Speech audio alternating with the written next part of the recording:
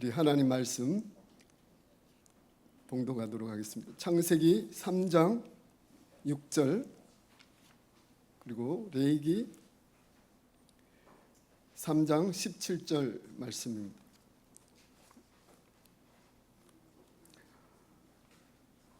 이강 교재 말씀이 나와 있습니다. 우리 한 목소리로 같이 읽겠습니다. 여자가 그 나무를 본즉 먹음직하고 보음직도 하고 지혜롭게 할 만큼 탐습도 한 나무인지라. 여자가 그 실과를 따먹고 자기와 함께한 남편에게도 주매 그도 먹은지라. 레위기 3장 17절. 너희는 기름과 피를 먹지 말라. 이는 너희 모든 처소에서 대대로 영원한 규례니라. 아멘. 요하무서 목사님 나오셔서 레위기에 나타난 제 본질 이강 말씀 전하실 때 큰 은혜 받으시길 바랍니다. 목사님 나오실 때 우리 할렐루야로 우리 환영하며 인사하시겠습니다. 할렐루야. 할렐루야. 예, 감사합니다. 어떻게 점심들 맛있게 드셨나요? 예, 저는 이 영일만이 처음인데 이렇게 이제 영일만을 바라보면서 이렇게 또 정성껏 준비해 주신 또 이게 점심을 먹으니까 제가 더 힘을 얻고 앞으로 영일만을 좀 자주 좀 오고 싶다는 이제 생각이 들었습니다. 여기 계시는 한 분 한 분 이제 얼굴들을 이렇게 뵈면은 다 눈빛이 살아있고 정말 말씀을 사모하고 정말 하나님의 사역자로서 자기에게 맡겨진 사명을 다하고자 하시는구나 하는 그런 마음 자세가 이렇게 느껴져서 제가 오히려 너무너무 감사하고 너무너무 기분이 좋았습니다. 그래서 여기 계시는 분들이 이제 그 똑같이 우리 같은 주님을 섬기시는 분들 아닙니까? 그래서 한 마음 한 뜻이 되어서 여기 이제 구속사 아카데미가 그냥 더 많은 분들이 이렇게 모이고 이렇게 해서 우리 한국 기독교계를 한번 흔드는 전 세계 기독교 새로운 돌풍을 일으키는 그런 귀한 우리 포항 아카데미 되시기를 먼저 주님의 이름으로 축원을 드리겠습니다. 이번 시간은 우리 이제 레위기에 나타난 죄의 본질에 대해서 한번 이제 살펴보기로 하겠습니다. 약간 좀 철학적인, 좀 신학적인 그런 이제 내용이지만은 그렇지만 우리가 이제 이 죄에 대해서 우리가 이제 개념을 조금 이제 알게 되면은 그 창세기나 레위기의 어떤 그런 것들을 이해하는데 좀 더 도움이 되지 않을까 그렇게 이제 생각이 들었습니다. 그래서 이 목차는 순서를 어떻게 하냐면은 제가 이제 기본적인 하나님의 창조 세계를 서론에서 잠깐 말씀을 드리고 그다음에 그 선한 하나님께서 창조하신 그 선한 세계를 사단 뱀이 어떻게 그걸 파괴하려는지 한번 보고요. 거기에 따라서 아담의 죄가 어떻게 나타났는지, 그래서 그 다음에 이제 레위기에서 그 죄가 어떤 역할을 하는지, 그래서 하나님께서는 우리에게 제사를 통해서 무엇을 원하는지 알아보고 맨 마지막으로 예수님께서는 어떻게 순종을 하셔서 이런 모든 것들을 그 십자가 제사를 완성을 하셨는지 그렇게 살펴보는 것으로 하겠습니다. 그래서 먼저 이제 서론으로 이 죄의 개념을 보게 되면은요, 이 하나님께서 창조하신 세계는 어떤 세계입니까? 거룩한 세계입니다. 보시기에 좋았더라. 하루하루 창조할 때마다 보시기에 좋았더라. 여섯 번째 마지막 날은 너무 심히 좋았더라. 흠잡을 데가 있습니까? 없습니까? 이 하나님은 완벽하신 분이에요. 부족한 것이 하나도 없으신 분이 바로 하나님이에요. 그럼 하나님께서 창조한 세계가 부족한 것이 있을 리가 없는 거죠. 문제는 뭡니까? 그런 완벽한 세계에 뭐가 들어오는 겁니까? 죄가 들어오는 거죠. 죄가 들어와서 완벽한 이 창조 세계에 들어와서 어떻게 하는 겁니까? 인간과 하나님의 그 사이를 갈라 놓는 거죠. 근데 그 죄가 들어온 그 근본 원인, 죄의 근본 뿌리는 어디에 있습니까? 바로 옛 옛뱀, 마귀, 사단이라고 하는 그 옛뱀에게 그 근원적인 근본적인 그 원인이 거기에 있는 것이죠. 그래서 우리가 이 옛뱀, 사단, 마귀에 대해서는 사실 우리가 이 성경은 자세하게 말씀을 하고 있지 않습니다. 그래서 이 부분에 대해서 우리가 너무 상상력을 발휘해가지고 이 창조전에 뭐 물론 이제 영계의 전쟁이 있기는 있었죠. 분명히 이 성경도 그런 말씀들을 하고 있으니까. 근데 이제 거기에 대해서 우리가 너무 그 성경이 말씀하는 것 외에 너무 상상력을 발휘해서 하다 보면은 이상한 방향으로 나가기가 쉽습니다. 그러나 어떻든지 간에 영계의 타락으로 인해서 그 천사가 타락을 했고 그 타락한 천사가 어떻게 하는 겁니까? 쉽게 얘기하면 하나님에게 앙심을 품고 하나님이 창조하신 완벽한 그 세계를 망치려고 파괴하려고 지금 그 술수를 쓴 거죠. 누구한테 쓴 겁니까? 그 고리를 딱 보니까 아담 중에서도 하와가 약한 고리처럼 보이는 거죠. 그래서 그 고리를 이용해서 이제 아담이 죄를 짓게 만드는데, 근데 이런 것들을 볼 때 우리가 이제 구속사를 공부할 때 보면은 여러 가지 구속사의 중요한 핵심 개념들이 많이 있습니다. 그 많은 핵심 개념 중에서도 특히 중요한 것 중에 하나가 뭐냐면 바로 이 죄의 문제인 거죠. 그죠? 그러니까 우리가 죄가 무엇인지 그 죄의 근본 개념을 우리가 정확히 알고 또 그렇게 해야 우리가 뭘 할 수 있습니까? 그 죄를 해결할 수가 있는 거죠. 그러니까 우리 죄의 개념을 잘못 알고 엉뚱한 대로 이렇게 하면은 우리 인간의 그 원죄를 해결할 수가 없는 것이죠. 그죠? 그래서 오늘은 제가 한번 이 죄의 본질이 무엇인지 한번 거기에 대해서 한번 말씀을 드려보도록 하겠습니다. 이 구속사라는 건 기본적으로 뭘 얘기합니까? 구속. 하나님이 돈을 주고 우리를 죽음의 그 세계에서 구해 내신다는 게 기본적으로 이제 구속이라는 개념이 들어가 있는 건데, 그걸 조금 더 신학적으로 이렇게 말씀을 해드리면은 이 구속사라는 거는 아담의 후예들이 타락하기 전의 상태로 어떻게 한다는 거예요? 회복을 시킨다는 거예요. 그러니까 타락 전에는 하나님과 아담 사이의 관계가 어떻습니까? 아무런 문제가 없이 정말 아담은 하나님을 경외하고 하나님은 아담을 사랑하면서 정말 낙원의 모습을 가지고 있었던 거죠. 그죠? 그 모습, 그걸 회복하는 게 이제 구속사인데, 우리가 이제 구속사 운동이라는 거 아마 여러분 들어보셨을 겁니다. 이 구속사 운동이라는 건 뭡니까?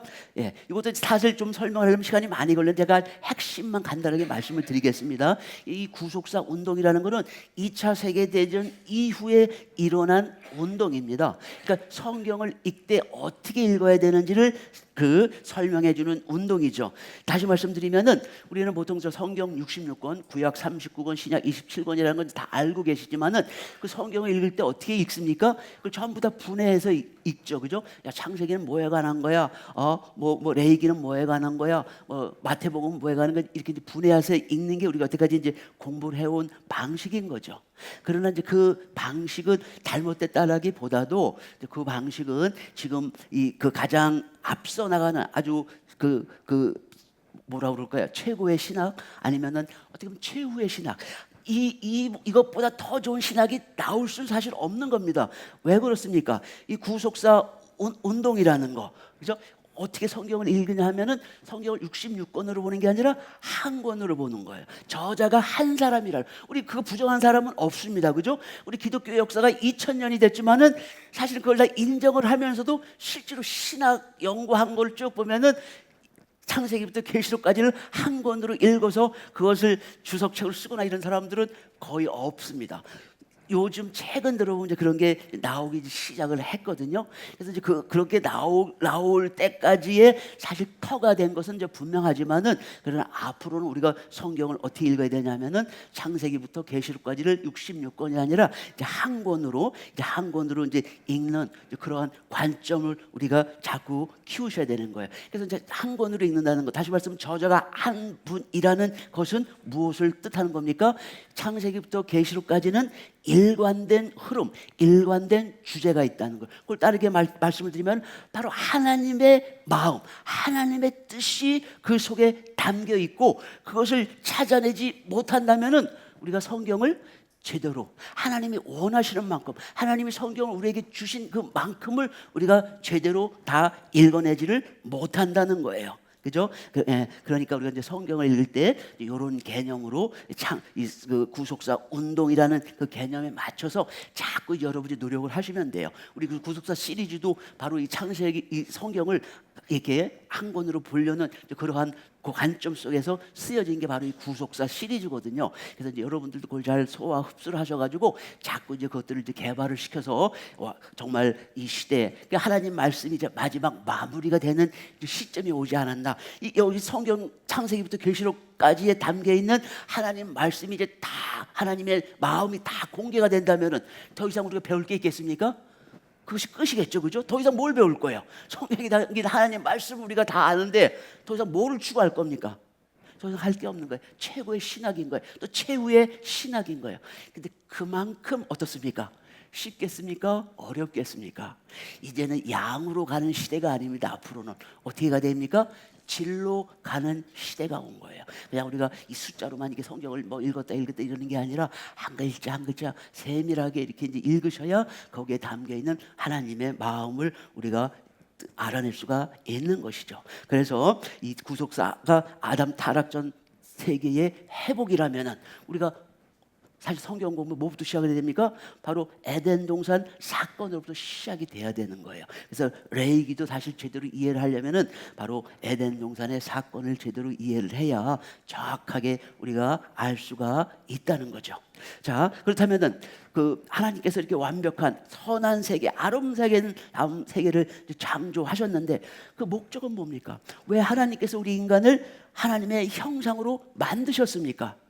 그런 우리 인간을 다른 동물들처럼 그렇게 생물학적인 삶을 살다가 죽어라 이렇게 하나님 창조하신 겁니까? 그렇지가 않은 거예요. 우리 창세기 2장 7절 보면 뭐라고 돼 있습니까? 여호와 하나님이 흙으로 사람을 지으시고 만들었습니다. 또 거기에 뭐를 불어넣으신 거예요? 생기, 하나님의 호흡, 하나님의 영을 불어넣어 주신 거예요. 그러니까 이 사람이 뭐가 된 겁니까? 생명이 된 거예요. 이 생명이라는 건 뭡니까? 하나님과 교통할 수 있는 그 영의 세계가 이제 인간은 연결이 돼 있다는 겁니다. 우리 동물들, 짐승들도 하나님의 세계를 알 수가 있습니까? 혹시 여러분 가정에서 애완동물을 키우실 때 같이 야 고양이야 이리 와라, 개야 이리 와라, 우리 같이 기도하자. 그 고양이가 이해를 하겠습니까? 안 되는 거예요. 우리 인간만이 하나님과 교통할 수 있는 존재가 된 거죠. 그래서 인간만이 그렇게 한 이유가 있는 거예요. 우리 인간만이 하나님의 형상으로 만들어서 하나님과 함께 동거동락을 할 수 있는 그러한 계획을 가지고 하나님이 창조를 하신 겁니다. 이게 창조를 하시는데, 하나님이 이제 아담을 그 에덴의 안에 동산을 만들어서 거기에 아담을 둔 겁니다. 쉽게 얘기하면 아담을 양육을 시키는 거예요. 아직 아담이 완벽한 존재가 아닙니다. 아직 아담이 죽지는 않지만은 그렇다고 해서 또 뭐예요? 죽지 않는 영원한 존재도 아닌 거예요. 어떻게 되는 겁니까? 사실은 아담이 그 에덴 동산에서 자라서 어떻게 해야 되는 거예요? 생명나무를 자기 딱 먹어야 되는 거죠. 그죠? 그렇게 해야 영원한 생명 세계로 들어가는 겁니다. 근데 하나님 바보가 아니잖아요. 그죠? 아담이 정말 영적으로 옳은 사람인지 아닌 사람인지 그걸 구별할 수 있는 그 척도를 거기다 딱 두신 거예요. 그게 뭡니까? 선악과죠. 선악과를 딱 두시고 그 아담의 신앙 상태를 점검을 하시는 거예요. 그래서 제가 옛날에 NDB를 공부할 때 제가 배웠던 교수님께서 그걸 이렇게 설명을 하시더라고요. 리트머스 시험지 역할을 한다는 거예요. 이 선악과가. 이 리트머스 시험지라는 건 뭡니까? 이걸 가지고선 그 산성인지 알칼리성인지 구별하는 거예요. 그죠? 알칼리성에 놓으면 빨갛게 바뀌고 산성에 놓으면 파랗게 바뀌는 건데 바로 아담의 마음 상태, 아담이 올바로 장성을 했는지 아니면 마음이 삐뚤어져 가지고 어둠의 세계로 가는지 그걸 측정해보는 그 기준이 바로 이 선악과라는 거예요. 그래서 이 선악과를 하나님이 여기서 이제 두셨는데 이 뱀은 뭐예요? 뱀은 그래서 이 선악과에 대한 뱀은 그때 영물 아니니까 천사니까 타락했지만 천사니까 하나님의 비밀을 어느 정도 알고는 있는데 자세하게는 모르는 거죠. 그러니까 선악과에 대해서 거짓말로 네가 이것을 먹으면은 죽지 않는다. 죽는 게 아니라 오히려 뭐요? 눈이 밝아져서 하나님처럼 된다. 이렇게 거짓말로 해서 아담을 속인 거죠. 아담이 그 말을 들을 때는 어떻게 되는 거예요? 내가 하나님처럼 된다? 그 말씀을 그걸 받아들이면 되겠습니까? 정말 아담이 진정으로 하나님을 사랑한다면은 그 말씀을 받으면 안 되는 거예요. 왜? 하나님은 나를 양육하시고 하나님은 내가 사놔주고 늘 하나님께서 나를 지켜 보호해 주시는 분, 그러한 믿음이 있으면은 뱀이 어떤 거짓말에도 그걸 버릴 수, 하나님을 배반할 수가 없겠죠. 그러나 문제는 뭐냐면은 아담의 마음 속에도, 그러니까 하나님 우리에게 자유 의지를 주신 거예요. 그래서 아담의 마음 속에도 뭐가 있는 거예요? 아직은 하나님처럼 되고 싶은 그 본성이 남아 있는 겁니까? 안 남아 있는 겁니까? 이런 본성이 없다면은 그 말을 들을 리가 없죠, 그죠? 뱀이 그것을 툭툭 작으라. 뱀이 얼마나 교활한 겁니까? 사단이 그런 거예요. 교활한 거예요. 사단은 신앙에 없는 사람 아예 건드리지도 않습니다, 그죠? 신앙이 장성한 분들이 이렇게 되면 정말 예수 시대 그 인격처럼 자라가지고 우리 사단 마귀를 박멸하는데 앞장설 것 같다. 이렇게 되면 어떻게 해요? 사단이 그 사람한테 이제 작업을 거는 거죠. 왜? 그거 하나님이 원하는 만큼 성장하지 못하게 시험을 하는 거예요. 바로 아담이 지금 그 상태가 돼 있는 겁니다. 제가 그래서 이 아담이 뱀의 말을 듣고 이제 뭘 하는 겁니까? 선악과를 딱 바라보는. 그 전까지는 선악과를 바라봤습니까? 안 바라봤습니까? 아직은 내 마음 속에 있는 그 본성, 하나님처럼 되고 싶은 그 본성이 자극을 안 받은 거예요. 그래서 오로지 하나님 말 생각하면서 하나님이 주신 명령대로 살려고 에덴 동산에서 열심히 양육을 받고 있는 거예요. 근데 뱀의 말을 듣는 순간 뭐를 보는 겁니까? 선악과를 보는 거예요. 그 선악과를 보니까 어떻습니까? 먹음직하고 보암직하고 탐스러운 거예요. 근데 그 선악과 옆에는 또 뭐가 있습니까? 동산 중앙에 생명나무도 같이 있는 겁니다. 근데 생명나무를 아담이 보기는 봤겠지만 관심이 있습니까? 없습니까? 관심이 없는 거예요. 생명나무. 이 생명나무는 누구십니까? 누굴 상징하는 겁니까? 예수 그리스도인 거예요. 우리가 그 생명과를 아담이 먹으면 영생을 하게 되는 거 아니겠습니까?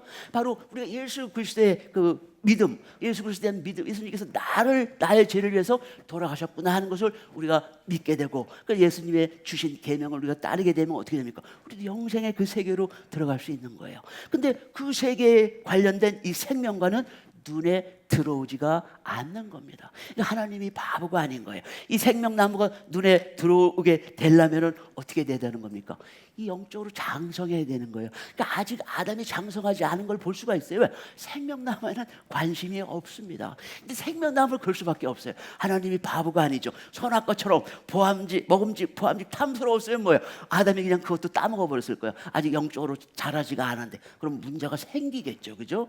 하나님께서 아주 세밀하게 딱 모든 걸 다 이렇게 세팅을 해 놓으신 거예요. 근데 생명과를 보면 어떤 모양일까요, 여러분? 한번 상상력을 발휘해 보시죠. 너무 지나친 상상력을 발휘하면 안 되는데 우리가 성경을 기반한 상상력은 발휘할 수가 있는 거죠, 그죠?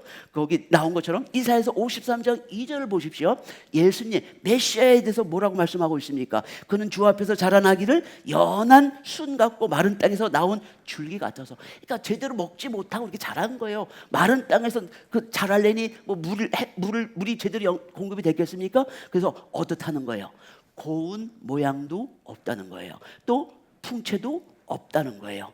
그런즉 어떻게 된다는 거예요? 우리 보기에 흠모할 만한 아름다운 것이 없도다.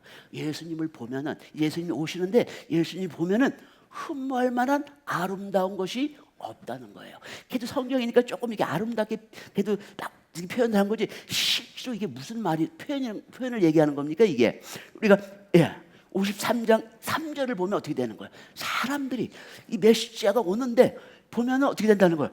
놀래가지고 어떻게 되는 거예요? 고개를 돌린다는 거예요. 왜? 메시아면 그래도 뭐 근사한 풍채에다가 얼굴도 미남이에요. 요즘 예수님 그림 보면 전부 다 미담으로 그려놨잖아요, 그죠? 그 다 잘못된 거예요. 성경 말씀은 그렇게 기록되어 있지 않습니다. 어떻게 기록되어 있는 거예요? 사람 흠모할 만한 아름다운 것이 전혀 없는 그런 모습이라는 거예요. 사람들이 고개를 돌린다는 거예요. 메시아일 수 없는 거예요, 사람들 눈에. 예? 그러니까 어떻게 되는 겁니까? 세상 사람들이 예수님을 보기에. 그래서 모퉁이의 머릿돌, 바로 그 얘기인 거예요. 세상 건축자들이 볼 때 메시아가 오는 거 아닙니까? 그 메시아가 이제 그 사람들이 기대하는 것은 다윗 왕국과 같은 그런 그 로마 제국으로부터 이스라엘을 해방시켜서 다시 한번 다윗 왕국처럼 그렇게 번영하는 그런 이스라엘을 만들 줄 아는 거예요. 그래서 다윗이 그 메시아가 오나 안 오나 지켜보는 거예요. 근데 사람들이 예수님이 메시아 아니냐 막 이런 소리를 하는 거예요. 그러니까 종교 지도자들이 뭐 어떻게 하는 겁니까? 보는 거예요. 메시아를 딱 보니까 어떻습니까? 생긴 것도 형편이 없고 또 어떻습니까? 가정도 엉망이고. 그러니까 아예 메시아 리스트에서 어떻게 되는 거예요? 아예 제거를 해버리는 거죠. 근데 이 모습은 예수님도 또 그렇게 본인이 직접 그렇게 말씀을 하시는 거예요. 그러니까 요한복음에 보면 뭐라고 말씀하시냐면은 예수님께서 내 말을 판단하는데 너 이제 내 외모를 보고 판단하지 말라는 거예요. 대신 뭘 보고 판단하라는 거예요? 공의로 보고선 내 말이 틀린지 그렇게 판단해야지 내 외모를 보고 판단하면 되겠냐 이렇게 말씀을 하시는 거예요. 그러니까 예수님도 그거를 알고 계셨던 거죠, 그죠? 바로 그런 거예요. 생명과의 모습은 그런 거예요. 그러니까 우리가 겉모습을 보면은 생명과인지 아닌지 를 구별할 수가 없는 거예요. 예수님의 모습이 바로 이러한 모습이라는 거예요. 그러니까 이런 볼품이 없는 생명과 중앙에 또 그 선악과 먹음직과 이게 비교가 됩니까? 그 아담의 마음은 선악과 쪽으로 기우는 거예요. 이야, 하나님이 어떻게 하는 거예요? 나를 속이는구나. 이런 게 하나님에 대해 불신이 생긴 거죠. 근데 그걸 누가 집어넣은 겁니까? 바로 옛뱀이 집어넣은 거예요. 그래서 하나님은 뭘 싫어하십니까? 거짓말을 싫어하는 거예요. 왜? 거짓말하는 건 뭡니까? 참된 진리를 가리는 거예요. 그러니까 진리를 가리지 말고 딱 드러내야 사람들이 그 진리를 보고 그것이 진리다 아니면 거짓이다 구별할 수가 있잖아요. 근데 마귀의 이 속성은 뭐예요? 거짓말을 참으로 만드는 게 이 마귀의 속성인 거예요. 요한복음 8장 44절에도 나와 있는 거예요. 네? 너희들은 뭐예요? 거짓말 중에요. 거짓의 압이라는 거예요. 거짓의 압이라는 건 뭐 거짓을 낳는다는 거예요. 그러니까 말만 하면 그냥 거짓말이 그냥 주렁주렁 열리는 사람이 바로 이 마귀의 후손들이라는 거예요. 그러니까 하나님은 어떻게 해요? 응? 이 거짓말로 하나님이 창조하신 완벽한 세계가 무너지는 거예요. 하나님은 어떻게 했습니까? 마귀는 바로 하나님의 원수인 거예요. 근데 이 구속사의 마무리, 끝은 뭐로 끝나는 겁니까? 바로 옛뱀, 이 사단 마귀에 대한 마지막 심판을 하나님께서 준비하고 계시는 거죠. 이렇게 죄의 근원은 어디서 온 겁니까? 옛뱀, 사단 마귀에게서 온 거예요. 그렇다면 아담은 어떻습니까? 아담은 뭐 속은 게 자랑은 아니겠죠, 그죠? 속은 게 자랑은 아니고, 그래서 아담이 마음이 깨어 있다면은 그렇게 속아 넘어갈 리가 없었겠죠. 아담의 마음이 깨어 있다는 것은 다른 말로 표현하면 뭡니까? 그것은 바로 하나님을 진정으로 사랑했다면, 그 사랑의 마음이 변치 않고 유지가 됐다면, 하나님을 의심하는 것이 아니라 그 마음, 하나님 사랑하는 마음이 쭉 유지가 됐다면은 절대 뱀의 유혹에 빠지지가 않았을 거죠. 그죠? 그래서 야고보서 1장 15절에 보면은 욕심이 잉태한 줄, 아담 속에 무슨 욕심이 잉태한 겁니까? 나도 하나님처럼 되겠다. 다 보니까 하나님의 능력이 너무너무 위대하신 거예요. 평상시에 그걸 흠모하고 하나님을 존경하고 경외했는데 뱀의 말을 들으니까 너도 저렇게 되려는 거예요. 그러니까 어떻게 욕심이 그 마음속에 있던 그 욕심, 본성이 드러나기 시작을 한 거예요. 그래서 욕심이 잉태한 즉 뭐가 됩니까? 죄를 낳고 또 죄가 장성한 즉 뭐가 되는 거예요? 사망이 되는 거예요. 그래서 아담이 죄를 짓고 결국은 흑인이 흑으로 돌아가라 하는 하나님의 판결을 받게 되는 거죠. 그러니까 사실은 이렇게 되면 사실 아담이 어떻게 해야 되는 거예요? 바로 죄를 졌으면 내가 속았구나. 바로 회개를 하면은 하나님은 회개하는 아담을 버리실까요? 안 버리실까요? 하나님의 속성상, 하나님의 인격상 절대 버리지 않으실 거예요. 그러니까 아담은 자기 죄를 인정을 하지 않는 거예요. 그러니까 그것이 뭐로 나타납니까? 행동으로 나타나는 거예요. 하나님이 찾으시니까 뭐예요? 아담이 나무 뒤에 숨습니다. 응? 그 왜 선악과를 먹었냐 물으니까 어떻게 하는 거예요? 하나님이 주신 하와 때문에 내가 그 누구 탓을 돌리는 거예요? 하나님 탓으로 돌리는 거 사실 따지고 뭐 근원이 당신 아니 이런 거 똑같잖아요, 그죠? 응? 하와를 안 줬으면 내가 쟤 안 줬을 거 아닙니까? 왜 하와를 줘가 저를 죄인으로 만드시는 겁니까? 이 따지는 거가 똑같은 거예요, 그죠? 이런 그러니까 아담이 이렇게 되는 거는 뭐예요? 단순히 선악과를 따먹는 그 자체가 죄가 아닌 거죠. 물론 표면적인 죄지만은 그러나 그 죄를 근본적으로 만든 것은 뭡니까? 바로 아담 속에 그 아담의 마음 속에 있는 그 본성을 억누르지 못하고 다시 말씀드리면 그 자기 마음을 지키지 못하고 그냥 마귀의 말에 자기 귀를 열어 놓았기 때문에 그렇게 바뀐 거죠. 그러니까 죄의 핵심은 뭐예요? 표면적인 게 아닙니다. 근원적인 거예요. 그 마음의 변화가 일어났기 때문에 바로 이러한 일이 벌어진 거죠. 그래서 죄를 생각할 때 항상 그렇게 얘기를 하셔야 되는 거예요. 행위 언약이라고 해서 행위만 보면 안 되는 겁니다. 그 행위가 바뀌는 데는 이유가 있는 거죠. 그게 뭡니까? 바로 마음이 변했다는 거죠. 마음이 변했다는 거예요. 이제 그걸 우리가 봐야 되는 거죠. 자, 그래서 이 뱀은 그래서 이 뱀의 유혹에 따라 탁 선악과를 보니까 먹음직 보암직 탐스럽잖아요. 이게 뭐냐 하면은 그 본성이 있는데 하나님처럼 되고 싶은 본성이 있는데 이걸 다른 식으로 표현하면은 뭐냐면은 바로 자기 중심적인 본성입니다. 자기중심적. 그래서 이 자기중심적인 본성은 뭐냐면은 하나님께서 모든 생물을 만들 때 이 자기중심적인 본성이 필요합니까? 필요 없습니까? 필요한 거예요. 이제 일반 생물들이 필요하죠, 그죠? 아니 내가 배가 고픈데 나는 안 먹고 너네들 다 먹어. 만약에 뭐 뱀이나 사자들이 막 이런다고 그래 보세요. 그럼 그 생명이 유지가 됩니까? 모든 생명들이 다 그렇게 되면 유지가 안 되는 거예요, 그죠? 그러니까 기본적인 생명체는 자기 생명을 유지하기 위해서 어떻게 되는 거예요? 바로 자기중심적인 본성을 갖고 있어야 되는 거예요. 이거는 짐승과 같은 삶인 거예요. 모든 짐승들은 그렇게 사는 거죠, 그죠? 그거 없으면 안 되는 거죠. 그러나 사람은 다른 거죠, 그죠? 근데 아담 속에도 바로 그런 자기 중심적인 본능이 있기는 남아 있는 거죠, 그죠? 그래서 뱀이 노린 것은 뭡니까? 바로 이 아담 속에 있는 이 자기 중심적인 본성을 가지고 있는 거, 이것을 그 뱀이 노린 거죠. 그래서 그걸 자극을 하는 거예요, 자극을. 근데 하나님이 아담을 창조한 그 목적은 뭡니까? 사실 인간은 뭘 하라는 거예요? 이 창조 세계, 이 피조물과 하나님을 어떻게 하는 거예요? 연결을 시키는 거예요. 연결을. 뭐로서? 제사장 역할을 하는 겁니다. 아담의 역할은, 그죠? 그러니까 이 아담의 역할은 뭐가 돼야 되는 거예요? 제사장의 역할은 뭐예요? 하나님께 바쳐진, 거룩하다는 건 뭐예요? 하나님의 소유라는 거죠. 나는 내가 아니에요. 하나님의 소유인 거예요. 그럼 어떻게 되는 거예요? 하나님께 바쳐진 거룩한 삶을 살아드려야 하는 존재가 바로 아담이라는 거예요. 그러니까 내 자기중심적인 본성은 어떻게 되는 겁니까? 이건 완전히 없애버려야 되는 거죠. 근데 뱀의 유혹에 넘어가서 이 자기중심적인 본성을 극복을 하지 못한 겁니다. 그래서 성경은 이거에 대해서 뭐라고 말씀하고 있냐면은 우리 잠언서 4장 24절 말씀을 보면은 무릇 지킬 만한 것보다 내 마음을 지키라. 생명의 근원이 이에서 남이라. 생명의 근원이 어디서 나온다고요? 마음속에서 나오는 거예요. 마음을 잘 지키면은 네가 영원한 생명을 얻고 마음을 잘못 지키면 어떻게 되는 거예요?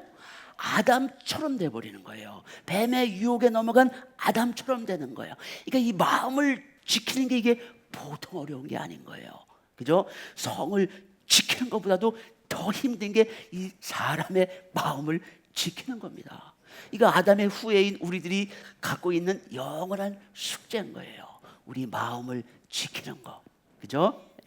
그래서 이게 이제 기본적으로 이게 바로 그 창조 세계 에덴 동산에서 일어난 일을 제가 심플하게 정리를 해드린 거예요. 아담의 죄가 뭐냐 이거죠. 그래서 그 자기 중심적인 본성을 누르고 오직 하나님을 사랑하는 그 마음으로 가득 채워서 늘 하나님의 계명을 지키게끔 그렇게 하면서 에덴 동산을 지키고 경작을 했으면은 그 과정에서 아담이 무럭무럭 자라서 어떻게 되는 겁니까? 장성한 자가 돼서 정말 예수 그리스도의 마음이 되어서 이 생명과 나무를 볼 줄 아는 거죠. 정말 눈에 보기에는 볼품이 없고 우리 눈에 띄지 않지만은 저것이 뭐예요? 진정한 생명을 주는 그 나무라는 거, 바로 예수 그리스도가 그런 거 아니에요, 그렇죠? 그렇게 해서 영적으로 자라게 되면은 그 생명과를 하나님, 제가 저 생명과를 먹어도 되겠습니까? 지금 자기 입으로 먹지 않겠죠? 그렇게 장성하면은, 그죠? 아버지, 제가 뭐 되겠습니까? 먹어라. 그렇게 되면 뭐예요? 하나님과 아담이 정말, 그죠? 계시록 21장 22장에 나오는 그 새 예루살렘 성에서 이루어지는 그 모든 역사가 이루어지는 것이죠. 근데 거기까지 가지를 못했던 거죠. 그죠? 예. 그래서 그게 이제 창조 세계에 그런 일이 벌어졌고, 그렇다면 이 레이기는 뭐냐 이거죠. 레이기.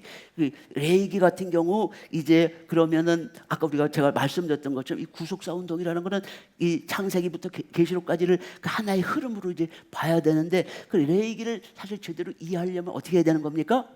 바로 창세기와 관련돼서 그 개념을 우리가 알아야 레이기의 그 어려운 그것들이 풀릴 수가 있다는 거예요. 자, 그래서 이 구속사의 핵심은 아까 말씀드린 것처럼 모든 인류 아담의 후예들을 어떻게 하는 겁니까? 하나님의 거룩한 소유로 만들어서 이스라엘 백성들을 거룩한 제사장 나라로 만드는 거예요. 그죠? 그렇게 해야 나중에 이제 이방들도 거룩한 그 하나님의 소유로 만들 수가 있겠죠. 그렇게 해서 주신 것이 율법과 제사법이라는 것을 우리 이제 1강에서 배웠고, 그 율법의 핵심은 결국은 뭡니까? 사랑이라는 걸 배웠죠. 사랑, 그죠? 그래서 하나님 사랑이 첫 번째예요. 그 다음에 하나님을 사랑하게 되면 어떻게 됩니까? 이웃 사랑은 사실은 저절로 되는 거예요. 그죠? 하나님한테 받은 은혜가 얼만데 그것을 이웃에게 베풀지 않을 이유가 하나도 없는 거죠. 따지고 보면은 가장 중요한 것은 결국은 뭐라는 거예요? 하나님 사랑이 결국은 이 신앙의 핵심이라는 거예요. 구속사의 핵심은 바로 하나님 사랑이라는 거죠. 그죠? 예. 그래서 이러한 그 구속사가 전개되는 그 과정에서 그 이스라엘 백성들이, 뭐 이스라엘 백성들도 사람이니까 이 본성이 악하죠. 내 마음속에 뭐가 있는 거예요? 자기 중심적인 그 본성이 살아 있는 거예요. 그러다 보니까 어떨 때는 본성을 꽉 누르지만, 우리 다 그러지 않습니까? 어떨 땐 내가 이 짐승적인 본능, 나를 위한 이런 이기적인 그 본성에 우리가 질 때도 많이 있는 거예요. 이스라엘 백성도 마찬가지입니다. 그렇다 보니까 많은 죄를 짓게 되는 거죠. 그래서 그 죄를 사함받고 하나님과의 그 교제를 지속할 수 있게 주신 것이 바로 제사법이고, 그래서 아까도 우리 배운 것처럼, 그죠? 이 율법과 제사법은 짐이 아니라 뭐라는 거예요? 하나님이 주신 사랑의 선물이라는 거예요. 그래서 이 율법과 제사법이 바로 시내산 언약을 이끌고 가는 두 수레바퀴와 같다. 제가 이렇게 이제 말씀을 드렸고요. 자, 그렇다면은 이제 그 레이기의 목적이 뭐냐 이거죠. 레이기의 목적, 이것은 그 창세기와 떨어진 별개의 스토리가 아니라 바로 창세기와 쭉 연관된 그러한 스토리라는 거예요. 그래서 이 레이기를 뭐라고 부르냐 하면요, 창세기 3장의 속편 혹은 해설서라고 불리기도 하는 거예요. 그러니까 속편은 뭘, 우리 영화 아주 히트치는 영화가 나오면 뭡니까? 그 후속편이 또 나오잖아요, 그죠? 그래서 그 스토리가 어떻게 전개되는지를 이제 보여주는 건데, 이것도 마찬가지예요. 이 창세기 3장 인간의 타락 문제, 이 구속사의 가장 핵심적인 중요한 문제잖아요. 그러니까 거기서 마무리 질 수가 없는 거예요. 그러니까 하나님은 타락한 아담의 후예들을 내버려 두고 방치할 수가 없는 거죠. 어떻게 합니까? 이스라엘이라는 나라를 선정을 해서 너희들이 다시 그 타락하기 전의 상태로 회복할 수 있도록 하나님께서 어떻게 하는 겁니까? 회개와 속죄의 기회를 다시 주시는 것이죠. 그죠? 그래서 이 제사법을 지킬 때 이스라엘 백성들이, 그러니까 이스라엘 백성들이 열심은 있었지만은 뭐가 부족했던 거예요? 올바른 지식이 부족했던 거예요. 그러니까 그 열심이 이때 어떻게 되는 거예요? 올바른 지식에 근거한 열심이 필요한 거예요. 쉽게 얘기하면 그런 겁니다. 여러분들이 열심은 있어요. 열심은 있는데 근데 그 목적이 잘못되면은 하여튼 뭐 방향 생각하지 않고 무조건 열심히 뛰어갔어요. 근데 하나님이 원하시는 방향은 그 방향이 아니라 다른 그 반대 방향이 되면은 어떻게 되겠습니까? 그 열심히 달려간 게 의미가 있습니까? 없습니까? 의미가 없는 정도가 아닌 거예요. 오히려 어떻게 되는 거예요? 안가니만 못한 거죠. 그죠? 안 가고 가만히 있으면 중간에 있으니까 하나님한테 가기가 거리가 짧잖아요. 멀리 반대로 갔으니까 갔다가 올려면 2배의 힘이 걸리는 거예요. 그러니까 그건 어리석은 거라는 거예요. 그러니까 열심을 내기 전에 뭐부터 있어야 되는 거예요? 올바른 지식이 있어야 된다는 거죠. 올바른 지식이. 그죠? 그래서 그 제사법을 문자적으로 지키는 것도 중요하지만은 더 중요한 것은 뭐예요? 더 중요한 것은 바로 그 제사법에 담긴 하나님의 마음을 아는 것이 중요하다는 거예요. 우리가 이제 그것을 아셔야 되는 거고, 그래서 그 아까 레위기 5장 5절도 읽었지만은 결국은 제사의 출발점은 뭐예요? 제사의 출발점은 제사인이 먼저 자복하는 마음, 진정으로 회개하는 마음을 가지고 짐승을 잡고 그것을 안수하고 각을 두고 불에 태워서 하나님께 드려야 하나님이 그 제물을 받는 거예요. 그냥 이 자복하는 마음, 회개하는 마음 없이 그 제사를 드린다고 해도 하나님은 그걸 받지를 않는 거예요. 그러니까 이스라엘 역사가 바로 그런 거예요. 제사를 무수히 많이 드렸습니다. 정말 수천만 마리, 수억만 마리의 그 짐승들이 도살을 당했을 거예요. 그러나 그 중에서 하나님이 받으시는 제사는 몇 개가 되지가 않는 거예요. 응? 다 소용이 없는 거잖아요. 그죠? 제일 중요한 것은 바로 그 하나님의 마음을 아는 것이 중요하다는 거예요. 자, 그렇다면은 이제 중요한 부분이 뭐냐면은 이 기름, 우리가 오늘 본문도 이제 읽었지만은 본문도 읽었지만은 하나님이 우리 피를 먹지 못하게 하는 거는 그래도 조금 이해가 됩니다. 그죠? 왜? 피 속에 생명이 있으니까 피를 못 먹게 함으로써 우리에게 뭐를 키워주는 거예요? 생명을 존중하는 마음. 그죠? 하나님의 창조 세계의 핵심은 뭡니까? 생명이잖아요. 그죠? 영원한 생명이 그 창조에 키워둔 거예요. 예. 그래서 아담에게도 그 영원한 생명을 주시려고 한 게 하나님의 의도였고, 근데 그 피를 먹음으로 해서 어떻게 되니까 이 생명의 가치, 그게 흐지부지 돼버리는 거예요. 그래서 생명의 상징인 피를 못 먹게 하는 건 당연한데, 기름을 못 먹게 하는 거. 그 좀 어떻게 여러분들 어떻게 생각하십니까? 그 조금 이해가 되시나요? 왜 하나님은 기름을 먹지 못하게 하셨을까? 무슨 이유가 있을까? 근데 하나님이 뭔가를 하시면은 뭐예요? 이유 없이 하겠나요? 하나님 모든 것을 다 아시고 모든 것을 다 세밀하게 준비하시는 건데 먹어도 된다, 먹어서는 안 된다 이렇게 지시하실 때는 뭐예요? 그것이 아담에게 또 아담의 후예들에게 유익하냐 유익하지 않느냐를 다 판단해 가시면서 그것을 먹게 하시고 못 먹게 하시는 그런 것들이 있을 거 아닙니까? 그죠? 근데 왜 기름은 못 먹게 하나? 얼핏 잘 생각이 좀 안 떠오르는 부분인 거예요. 그죠? 네. 그래서 이 기름의 문제를 우리가 한번 생각을 해 봐야 되는 거예요. 그래서 이 기름은요, 원어로 볼 때 기름은 가장 좋은 부위라는 거예요. 그 짐승이 한 마리가 있으면은 그 짐승 중에서 가장 가치 있는 부분이 뭐라고요? 기름이라는 거예요. 기름. 여러분 지금 시대는 이걸 잘 인정을 하질 않아요. 요즘은 기름을 서로 잘 안 먹으려고 그러죠, 그죠? 살코기 먹으면서 뭐 살코기 다이어트를 한다, 뭐 한다, 뭐 이러지만은 그렇게 인류 역사가 그렇게 된 거는 그렇게 오랜 역사가 되지 않았습니다. 인류가 식량 문제를 해결한 거는 2차 세계대전 이후에 비로소 이 식량 문제가 해결된 거예요. 그 전까지만 해도 1차 세계대전, 2차 세계대전 왜 일어났습니까? 바로 식량 때문에 일어나는 거예요. 먹을 게 없으니까 살아남기 위해서 내가 살아남으려면 어떻게 합니까? 남을 정복을 하고 죽여야지만 되니까 전쟁이 일어난 거죠. 그래서 그 전까지는 굉장히 식량이 부족했던 거예요. 특히 고대로 가면은 더 말할 나위도 없는 거죠. 그래서 이렇게 가장 좋은 부분이 된 이유가 지금은 뭐 누구도 기름이 가장 좋은 부위라고 아니고 가장 나쁜 부위라고 하면 꼽을 거예요. 근데 뭐 고대는 이렇게 기름을 가장 좋은 부위라고 꼽은 이유가 뭐예요? 거기 보면 이 지방은 칼로리가 얼마입니까? g당 9칼로리예요. 나머지 탄수화물이나 단백질은 칼로리가 얼마입니까? g당 4칼로리인 거예요. 그러니까 더블이 넘는 거예요. 더블이. 똑같은 양을 먹었다 할 때 기름을 먹으면 어떻게 됩니까? 힘이 2배 이상으로 나는 거예요. 이 먹기 힘든 그 고대 사회에서 힘이 2배 이상으로 나는데 기름을 싫어할 이유가 하나도 없는 거죠. 그러다 보니까 이 기름이 또 어떤 의미도 갖고 있습니까? 힘의 근원이라는 거예요. 기름을 먹으면 힘이 에너지가 막 넘칠 수밖에 없는 거죠. 그러니까 고대에는 기름이 굉장히 가치 있게 여겨진 부분이라는 거예요. 그죠? 이 부분을 항상 우리가 잘 읽으셔야 돼요. 그러니까 우리가 이제 성경을 읽을 때, 우리가 성경을 읽다 보면은 어떤 식으로 많이 읽냐 보면은 우리는 한국 사람이잖아요. 그죠? 한국 문화에서 자랐습니다. 그러니까 성경을 읽을 때 어떻게 읽습니까? 성경을 읽을 때 성경을 한국식으로 읽는 거예요. 그 맞는 자세입니까? 아닙니까? 한국식으로 읽는 거는 아닌 거예요. 성경을 어떻게 읽어야 됩니까? 그러면 성경은 원래 그러니까 그걸 1차 독자라고 그러는데 성경이 쓰여졌을 때 누구를 향해 쓰여진 거겠습니까?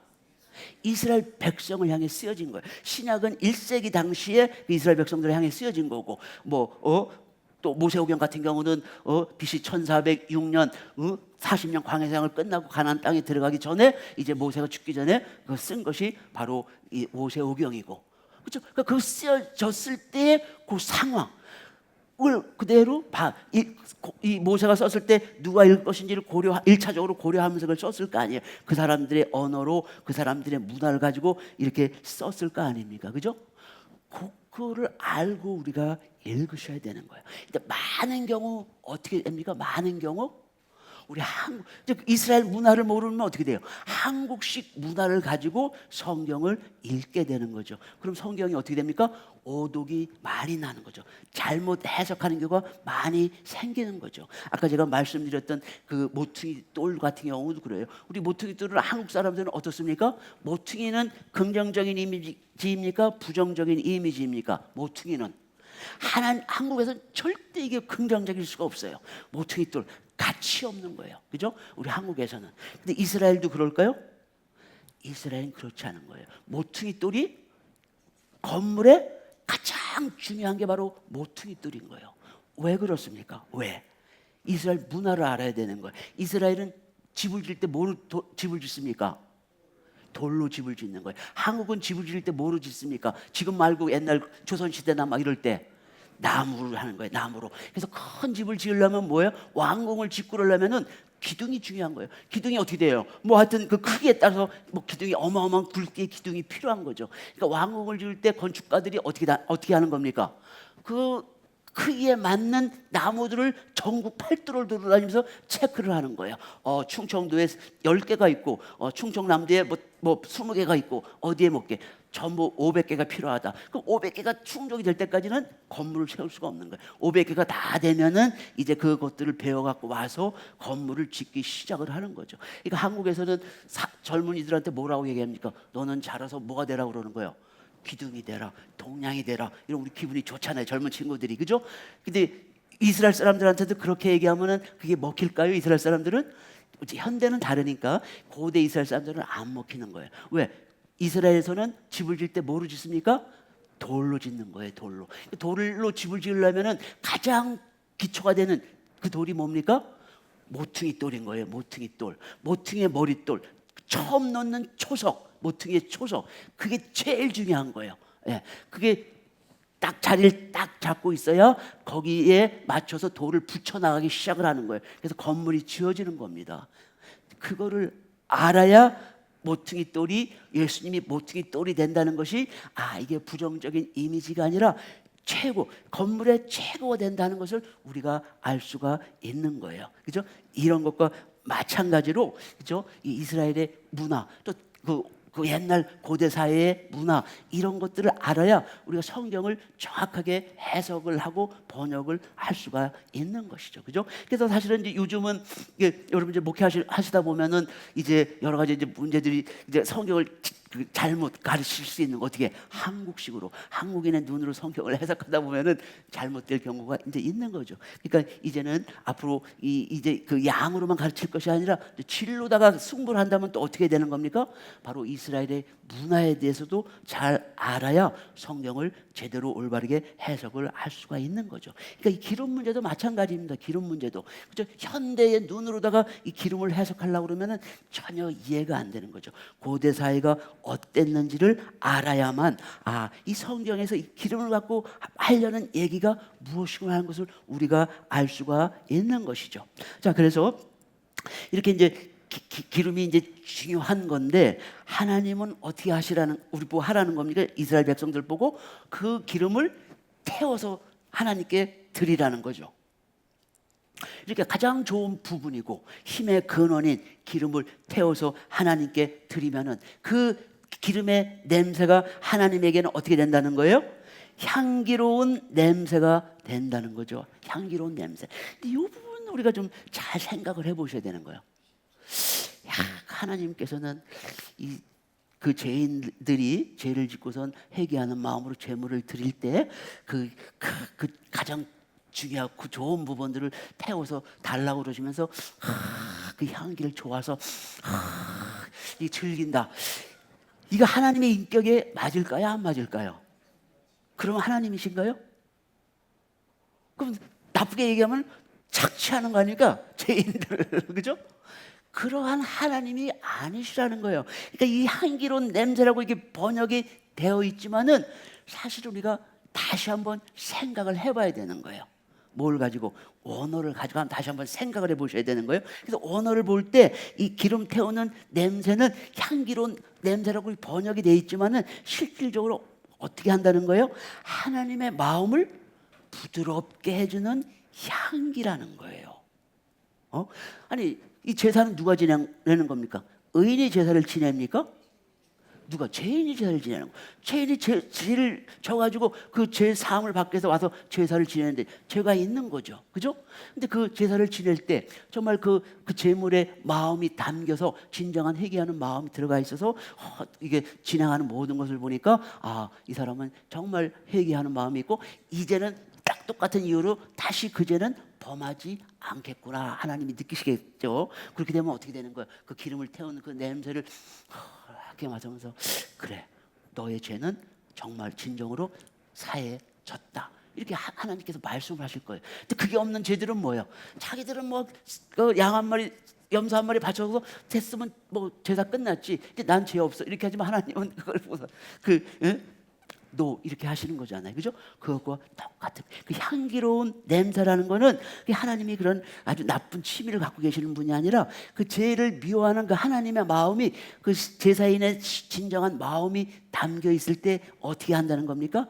그 죄를 미워하는 그 하나님의 마음이 그 제사인에 대해서 누그러지는 거예요. 그래서 그 죄를 용서를 해 주신다는 거예요. 바로 이러한 개념인 거예요. 그래서 영어도 보면은 아로마 이렇게 마음을 부드럽게 해주는 그 하나님께서 그 죄 때문에 이렇게 신경이 곤두서 있었는데 그 제사인이 정말 진정으로 자기 마음을 담아서 제사를 드리고 그 향기를 이렇게 하나님께 드리니까 하나님의 마음이 누그러지는 것을 말씀을 하고 있는 거예요. 그죠? 이런 그 언어의 그 의미들을 우리가 이제 정확히 이제 알고 있어야 이제 그 다음 단계로 우리가 나갈 수가 있는 거죠. 그래서 이 기름이 상징하는 것을 우리가 한번 잘 생각을 해보셔야 됩니다.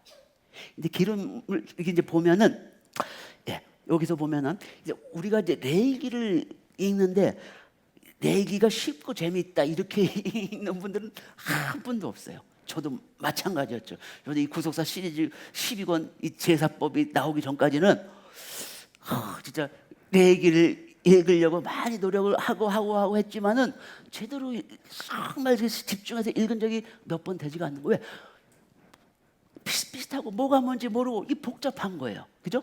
근데 이제 이 12권 그 상권이 나오면서 이제 이 제사법에 대해서 이제 좀 잘 정리가 돼서 이렇게 나오니까 제사법이 뭐에 관한 거구나 하는 것을 이제 느낄 수가 있게 되는 거예요. 그죠? 근데 이런 그 어려운 레이기인데 왜 레이기가 이렇게 어렵게 느껴지냐 이거죠. 그 이유는 뭡니까? 바로 이 제사 속에 담겨 있는 그 사건 하나하나가 뭐라는 거예요? 다 상징성, 어떤 의미를 함축하고 있는데 그것을 우리가 어떻다는 거예요?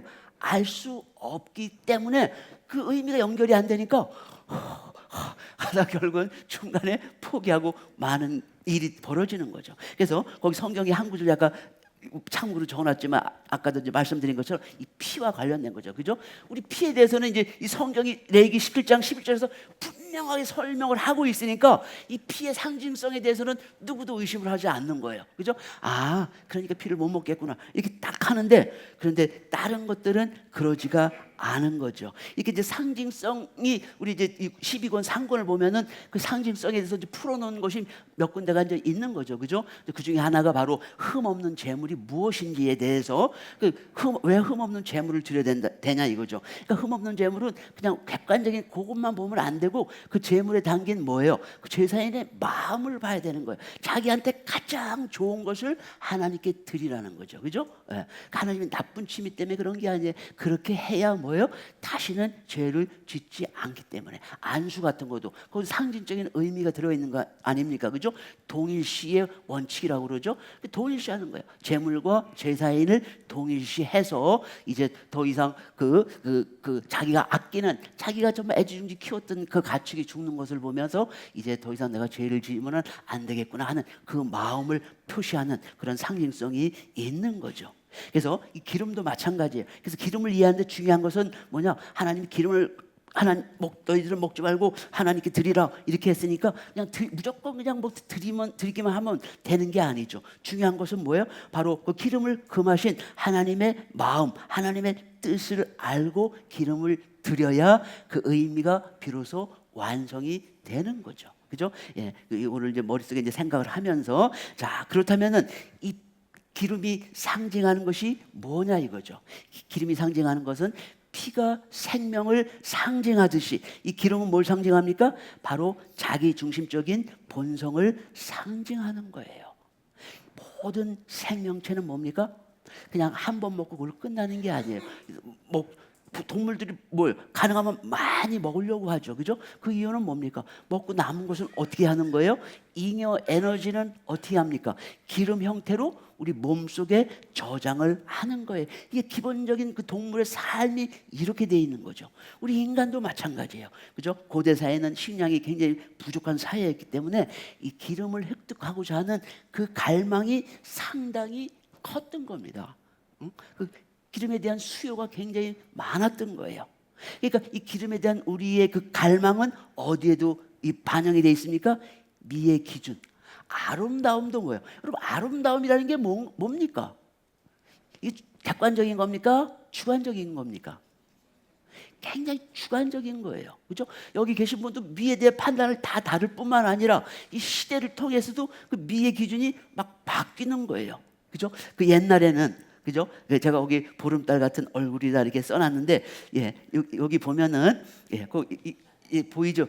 이 그림 혹시 아시는 분 있으세요? 예, 신윤복의 미인도입니다.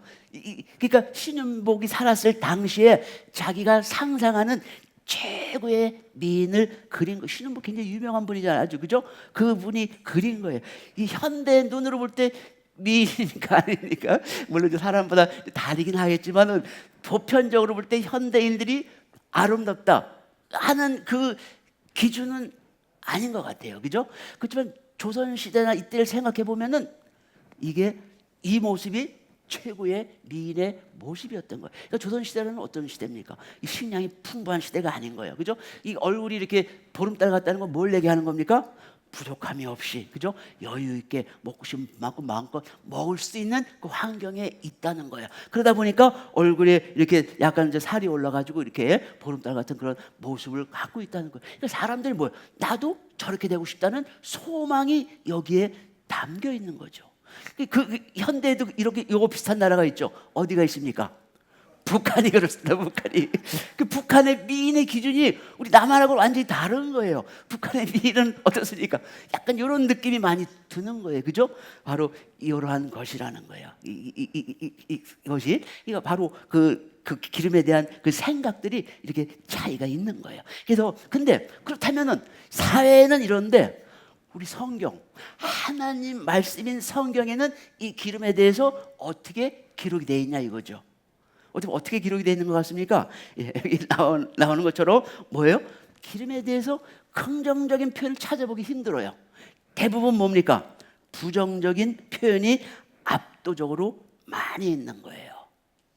많이. 그래서 제가 성경 구절 몇 개만 적어놨는데 시편 119편 69절 70절 거기 보면 뭐라고 나와 있습니까? 교만한 자가 거짓을 지어 나를 치려하였으나, 교만한 자예요. 나는 전심으로 주의 법들을 지키리이다. 나와 교만한 자는 하나님을 대하는 태도가 완전히 다릅니다. 그래서 저희 마음은 어떻다는 거예요? 살이 쪄서 지방 같으나 나는 주의 법을 즐거워하나이다. 그러니까 거짓말을 일삼는 교만한 자를 뭐로 표현하는 거예요? 마음이 살이 쪄 지방 같다. 살이 찐 이 모습을 그렇게 표현을 하고 있는 거예요. 긍정적인 게 아니죠. 그죠? 지방을 뭐로 연결시키는 거예요? 교만과 연결을 시키고 있는 거예요. 뚱뚱한 것을 교만과. 그죠? 욕심, 나쁘게 얘기하면 욕심이 많다는 거예요. 그냥 자기 올바로 벌어서 올바로 먹었다면 괜찮지만은 대부분 뚱뚱한 사람이 어떻다는 거예요? 교만한 자라는 거예요. 욕심이 많은 자라는 거예요. 그게 성경에서 말씀하고 있는 거예요. 그죠? 욥기 15장 26절 27절도 마찬가지입니다. 그는 목을 굳게 하는 거예요. 목을 굳게 한다는 건 뭐예요? 목이 부러지는 교만한 사람을 얘기하는 거죠. 예, 예. 목을 굳게 하고 두터운 방패로 하나님을 치려고 하나님께 도전하는 거예요. 막 교만하기 짝이 없습니다. 그래서 그 사람의 모습은 어떻다는 거예요? 얼굴은 어떻다는 거예요?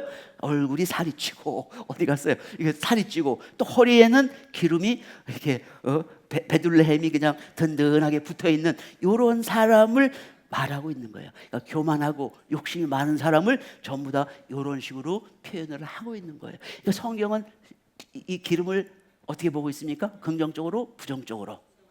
부정적으로 보고 있는 거예요. 성경은. 자, 그래서 또 이 기름만을 드리는 제사가 있죠, 그죠? 우리 5대 제사 중에 보면은 기름만을 드리는 제사가 있는 거예요. 그게 바로 이제 화목제인데, 이 화목제의 목적은 뭐예요? 먼저는 하나님과 화목, 그 다음에 이웃과의 화목.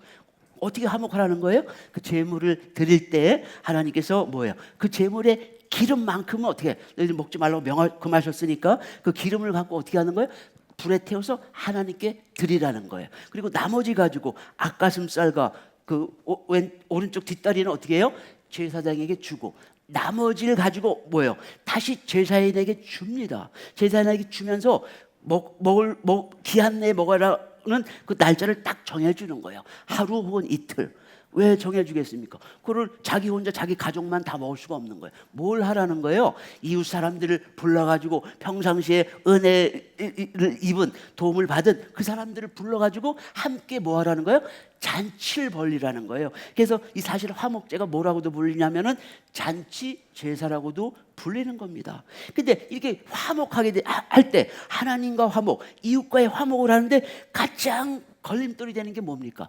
왜 우리가 하나님과 화목하지 못합니까? 아담도 그랬던 것처럼 우리 안에 뭐가 있기 때문에, 바로 자기 중심적인 본능이 있다 보니까 나를 자꾸 이렇게 내가 고개를 드는 거예요. 그러니까 하나님과 화목할 수가 없는 거예요. 또 이웃과도 마찬가지죠.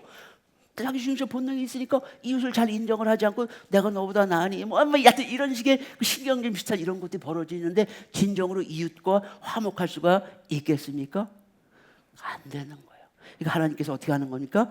기름을 먹지 못하게 하고, 바로 자기 중심적인 본성을 상징하는 것이 뭐라는 거예요? 바로 기름이 그걸 상징하고 있다는 거예요. 그러니까 기름을 먹지 못하게 하고 하나님께 불살라 드리게 하는 것은 뭐예요? 우리 인간 내면 깊숙이 자리 잡고 있는 자기 중심적인 본성을 어떻게 하는 겁니까? 예, 제거하는 거예요. 제거. 그죠? 예.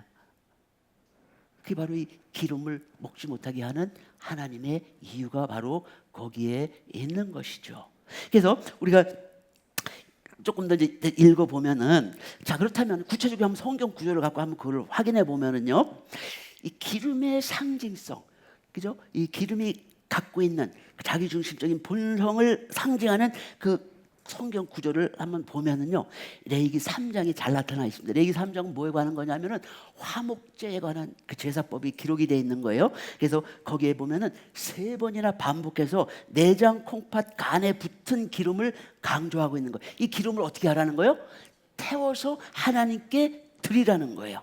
그죠? 거기 레위기 3장 3절과 4절, 9절과 10절, 14절부터 15절까지 거기 보면은 거의 동어 반복처럼 반복 이렇게 하는 거예요. 이 성경에서 반복을 한다는 건 무슨 뜻이 있을까요? 예? 강조. 그죠? 중요하다는 거예요. 3번씩 이렇게 긴 구절을 반복을 한다는 건 중요하다는 것을 의미하는 거죠. 그죠? 그래서 내장과 그 콩팥과 간에 붙은 그 기름을 어떻게 하라는 거예요? 너희들이 먹지 말고 어떻게 하라는 거예요? 태워서 하나님께 드리라는 거예요. 이렇게 강조를 하는데 왜 그러면 하필 내장, 콩팥, 간에 붙은 기름을 이렇게 강조를 하고 있냐 이거죠. 이 특징들은 내장, 콩팥, 간, 이 특징들은 뭡니까? 전부 어디에 위치하는 거예요? 내 속에 깊숙이 자리를 잡고 있는 거예요. 그게 다른 말로 하면 뭡니까? 그게 내 마음을 얘기하는 거예요. 내 마음. 자, 그 구절 한번 보겠습니다. 자, 그래서 이 내장이라는 거, 물론 우리 소장, 대장 이제 이런 게 내장 아닙니까? 그런 표면적인 의미도 분명히 성경은 갖고 있습니다. 그러나 그 의미 외에 또 다르게 사용이 되는 거 있어요. 뭐 어떻게 사용이 되냐면 바로 마음의 처소, 마음이 존재하는 것을 의미하기도 하는 거예요. 그러니까 문자로는 내장이라고 그랬지만은 그것이 뭘 의미하는 거예요? 마음을 의미한다는 거예요. 거기서 제가 그 예를 몇 개 써놨는데 창세기 18장 12절 보면은 사라가 속으로 웃고 이르되, 이 하나님께서 너에게 아들이 있을 것이다. 하나님께서 약속하실 때 무슨 소리입니까? 지금 제가 나이가 몇인데 지금 뭐예요? 겉으로 웃으면 하나님 보고 계시는데 겉으로 웃을 수는 없잖아요. 그러니까 어떻게 하는 거예요? 속으로 웃는 거예요. 속. 그래서 이 속이라는 게 히브리어 원어로 보면 뭐라는 거예요? 히브리 원어로 보면 뭐라는 거예요? 내장이라는 거예요. 내장. 예? 사라가 내장으로 웃고 있대. 내장 안에서 웃고 있다는 거예요. 그러니까 그 내장, 그 장기의 내장을 의미하는 게 아니라 뭘 의미하는 거예요? 마음으로, 마음, 속으로 웃고 있는 거를 표현을 하는 거예요. 내장이. 그죠? 그러니까 뭘 얘기하는 거예요? 마음 속에, 우리 내부 속에 깊숙이 자리 잡아 있는 아주 깊은 속마음을 의미를 하고 있다는 거예요. 그게. 그죠? 예. 창세기 64장 6절도 마찬가지예요. 각 사람의 속뜻과 마음이 깊도다. 속뜻, 마음 같은 얘기죠. 거의 우리 구별을 할 수가 없을 정도로, 그죠? 바로 우리 깊은 마음속을 얘기를 하는 겁니다. 이 콩팥은 어떨까요? 콩팥. 예? 콩팥도 내장과 마찬가지예요. 내장과 뭐예요? 우리 몸속 가장 깊은 곳에 위치하는 거예요. 그래서 내면 속에 존재하는 실체를 의미하는 거예요. 그냥 콩팥이 아니라 그 내면, 우리 마음 속에, 내 깊은 마음 속에 존재하는 그것을 의미하는 거예요. 그래서 에레미야서 11장 20절에 보면은 사람의 마음을 감찰하시는 만군의 여호와여 이렇게 돼 있는데, 그 사람의 마음, 이 마음이 히브리어로 보면 뭐로 돼 있다고요? 콩팥으로 돼 있는 거예요. 콩팥. 그죠? 그러니까 그걸 콩팥이 될 수도 있고 마음이 될 수도 있는 거예요. 근데 이 문맥에서 보면은 콩팥이 아니라 뭐라는 거예요? 마음이라는 거예요. 마음. 그죠? 그러니까 내장, 콩팥, 간 뭐 이런 것들이 뭘 얘기를 한다는 겁니까? 마음을 얘기를 한다는 거예요. 그러니까 내장, 콩팥, 간에 붙어 있는 그 기름, 이거 먹어서 됩니까? 안 됩니까? 절대 안 된다는 거예요. 그걸 어떻게 해야 된다는 거예요? 불에 태워서 하나님께 드려야 된다는 거예요. 이걸 뭘 상징하는 겁니까? 뭐를? 다시 말씀드리면은 바로 자기 중심적인 본성을 어떻게 하라는 거예요? 불에 태워서 없애기를. 표현은 하나님께 드리는 걸로 되어 있지만 뭐 하나님이 그거 가지고 뭐에 쓰겠습니까? 하나님은 그 실질적인 의미는 불에 태워서 없애라는 거예요. 우리 자기 중심적인 본성을 없애버리라는 거예요. 없애버리는 거예요. 그죠? 그래서 없애버리고 그를 기름을 불 태울 때 그 향기가 하나님의 마음을 부드럽게 누그러뜨리는 역할을 한다는 거예요. 그러니까 결국 아담이 어떻다는 거예요? 자기 중심적인 본성을 억누르지 못하여 죄를 범한 것처럼. 이 기름은 뭐예요? 기름은 자기 중심적인 본성을 상징하는 거 아닙니까? 이 기름은 뭐예요? 인간과 하나님 사이에 화목을 깨는 원인이 되는 거예요. 그래서 화목제 때 기름을 먹지 못하게 하고 그 기름을 거두어서 어떻게 하라는 거? 불에 태워서 하나님께 드리라는 거예요. 그리고 나서 하나님과 화목하고 또 이웃과도 화목하라는 것이 바로 이 성경의 말씀이 되는 것이죠. 자, 그렇다면은 우리 인간이라는 건 뭘까요? 인간이라는 것은 하나님의 생기가 들어간 인간은 이 자기중심적인 본성, 다른 걸로 표현하면 뭐라고 얘기할 수 있습니까? 바로 교만과 욕심이죠. 이 교만과 욕심을 억누르고 어떻게 해야 된다는 거예요? 하나님을 사랑하는 마음만을 가지고 우리 마음속을 가득 채워야 된다는 거예요. 하나님을 사랑하는 마음이 마음속에 가득 있으면은 우리가 억눌렀던 그 자기중심적인 본성이 활동할 수 있는 공간이 있습니까? 없습니까? 없어지게 되는 거죠. 그죠? 그거를 성경은 굉장히 강조를 하고 있는 것을 우리가 찾아볼 수 있는 거예요. 신명기 6장 4절에서 5절 말씀. 이게 바로 구약이 어떻게 보면 핵심적인 구절인 거예요. 구약뿐만 아니라 신약도 마찬가지죠. 그죠? 뭐라고 말씀하고 있습니까? 이스라엘아 들으라. 우리 하나님 여호와는 오직 하나이신 여호와니. 이 여호와만이 단 한 분의 참된 신이라는 거예요. 그런 하나님을 우리가 어떻게 해야 된다는 거예요? 마음을 다하고 성품을 다하고 힘을 다하여 그 하나님을 사랑하라. 이게 바로 이 땅에 태어난 하나님의 형상으로 만들어진 우리 인간의 뭐라는 거예요? 본분이라는 거예요. 본분. 그죠? 이럴 때 하나님과 우리가 어떻게 된다는 거예요? 친구가 되고, 이럴 때 하나님과 우리가 어떻게 된다는 거예요? 하나가 된다는 거지요. 그죠? 굉장히 중요한 개념입니다. 그죠? 그래서 요거를 예수님은 이걸 뭐라고 표현을 하고 있냐면요. 마태복음 16장 24절을 보면은 아무든지 나를 따라오려거든 어떻게 해야 된다는 거예요? 자기를 부인하고 자기 십자가를 지고 나를 쫓을 것이라. 우리가 예수님의 제자라면 예수님을 쫓아야 되는 거죠. 근데 예수님을 쫓을 때 조건이 있는 거예요. 그냥 막 자기 마음대로 쫓아오지 말라는 거예요. 어떻게 하라는 거예요? 자기 십자가를 지라는 거예요. 각자 우리 모든 사람은 뭐예요? 우리 믿는 모든 분들은 각자 자기 십자가, 이 땅에서 져야 할 십자가가 있는 거예요. 각자 전부 다 자기 자신과 자신의 환경이나 뭐 이런 거에 따라서 전부 다 다른 거죠. 그 자기 십자가를 지고 예수님을 쫓아야 되는데 자기 십자가를 지기 전에 충족시켜야 될 한 가지 조건이 또 있는 거예요. 그게 뭡니까? 자기를 부인하라는 거예요. 자기를 부인해야만 그 십자가를 질 수가 있다는 거죠. 여러분 그렇겠습니까? 안 그렇겠습니까? 이 자기 십자가 지는 게 쉽습니까? 어렵겠습니까? 쉬우면은 십자가가 이런 단어가 들어갈 수가 없는 거죠. 그죠? 다들 우리가 뭐 표현을 안 하고 말을 안 하고 그래서 그렇지 우리 목회자님들 보면은 각자 자기 교회에 맞춰서 여러 가지 문제들이 있는 거예요. 어떤 분들은 교회 건축 문제 때문에 고민이 되고 어떤 분들은 어떤 성도들 때문에 또 고통이 되고 뭐 가정 문제 뭐 여러 가지 정말 말로 표현할 수 없는 그런 십자가들이 사실은 있는 거죠. 근데 그 십자가를 지으려면은 먼저 어떻게 해야 되는 거예요? 자기를 부인해야 된다는 거예요. 만약에 자기를 부인하지 않으면 어떻게 된다는 거예요? 처음에는 그래도 내가 예수님의 제자겠거니 믿고 하여튼 일단 자기 십자가를 지은 거예요. 졌지만은 그 십자가를 지은 게 끝까지 그 문제가 해결받음을 받을 때까지 지고 갈 수가 있겠습니까? 없겠습니까? 지고 갈 수가 없는 거예요. 자기를 부인하지 않으면요 끝까지 같이 그 십자가를 끝까지 지고 가지 못하는 거예요. 다 벗어 팽개치게 돼 있는 거죠. 그러니까 가장 중요한 거는 신앙의 가장 중요한 출발은 뭐냐? 자기를 부인하는 거예요. 이거 다른 말로 표현하면 뭐라는 거예요? 자기 중심적인 본성은 어떻게 된다는 거예요? 완전히 없애는 거예요. 그리고 그 자리에 뭘 채우는 거예요? 하나님을 사랑하는 그 마음으로 가득 채울 때 그때 뭐가 가능한 거예요? 자기 십자가를 질 수가 있는 거예요. 절대 벗어버리지 아니하고 끝까지 그 십자가를 지고 갈 수가 있는 것이죠. 그런 분들이 뭐라는 거예요? 진정한 예수님의 제자라는 거죠. 그죠? 가장 중요한 건 바로 자기를 부인하는 거예요. 사도 바울도 비슷한 얘기를 했습니다. 고린도전서 15장 31절에 보면은 형제들아 우리 주 안에서 가진 바 너에게 대한 나의 자랑을 두고 단언하노니 우리가 주 안에서 가진 바라는 거 바울이 전도한 거예요. 전도한 사람 다 영적으로 때 바울의 열매인 거죠.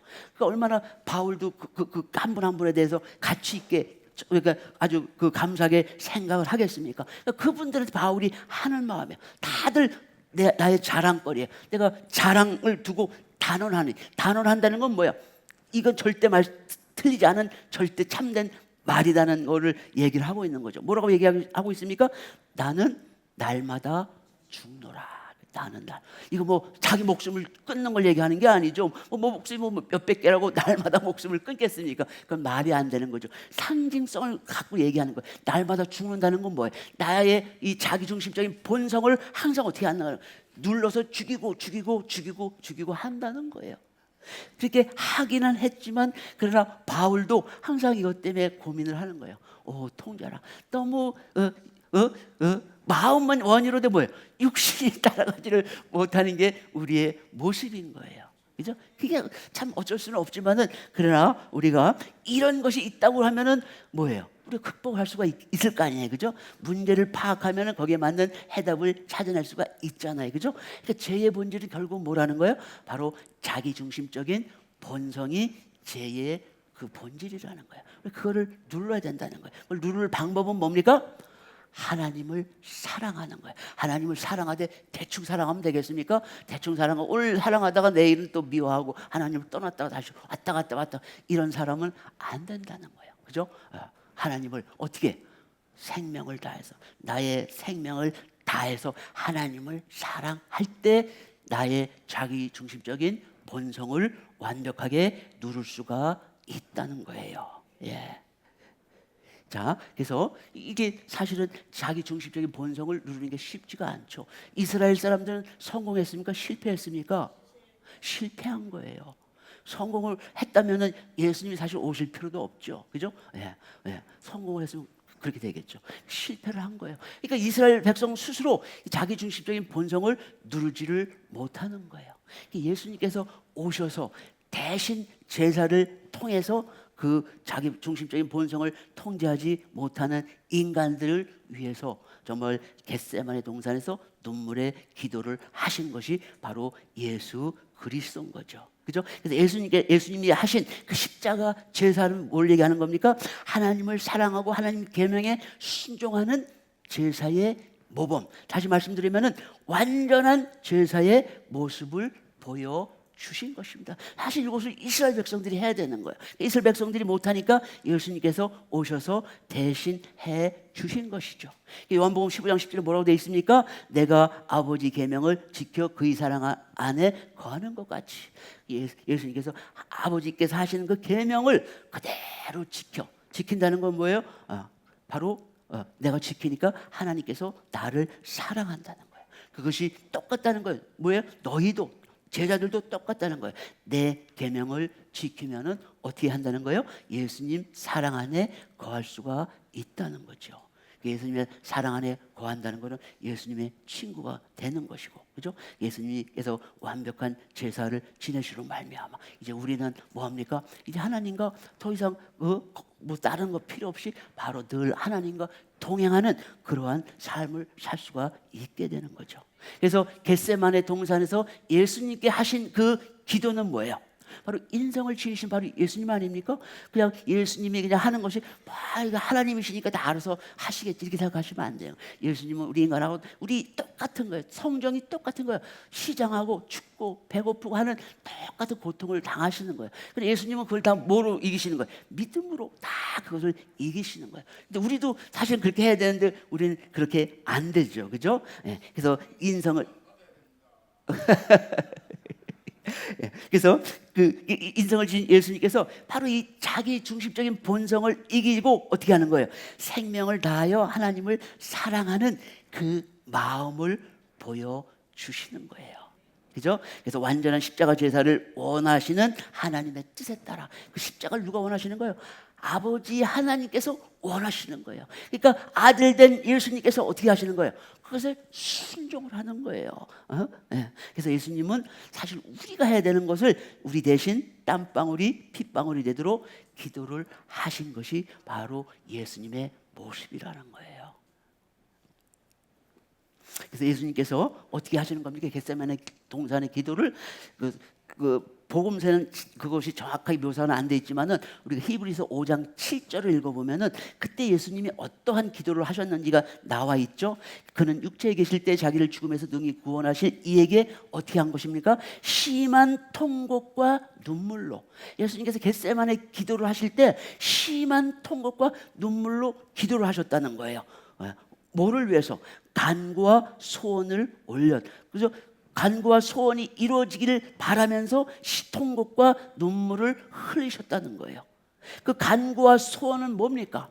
우리 인간들이 스스로 자기중심적인 본성을 이기지 못하는 우리 인간들을 위해서 하나님, 저들이 스스로 문제를 해결하지 못합니다. 제가 대신 이 십자가를 통해서 저들이 갖고 있는 그 문제들을 해결할 수 있도록 해 주십시오. 이렇게 기도를 하신 거예요. 그 기도의 자세가 어떻습니까? 그의 경외하심을 인하여, 그의 경외하심을 인하여 들으심을 얻었느니라.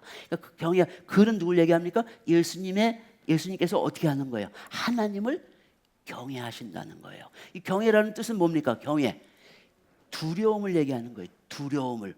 예수님께서 하나님을 두려워한다는 건 뭡니까? 이건 공포를 얘기하는 게 아니에요. 예수님이 하나님을 공포로 느끼시는 게 아니라 뭐 하는 거예요?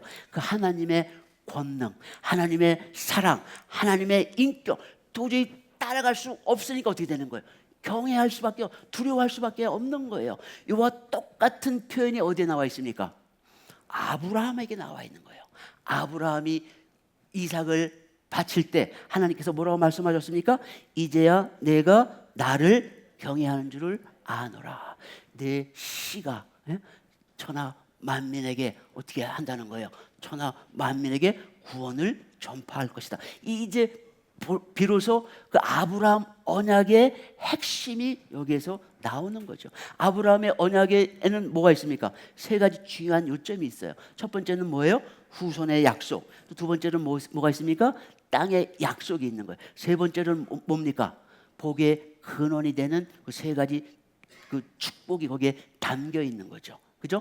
첫 번째, 두 번째는 이루어졌습니다. 그러나 세 번째 내 씨로 인하여 천하 만민이 복을 받으리라. 그거는 지금 완성이 됐습니까? 안 됐습니까?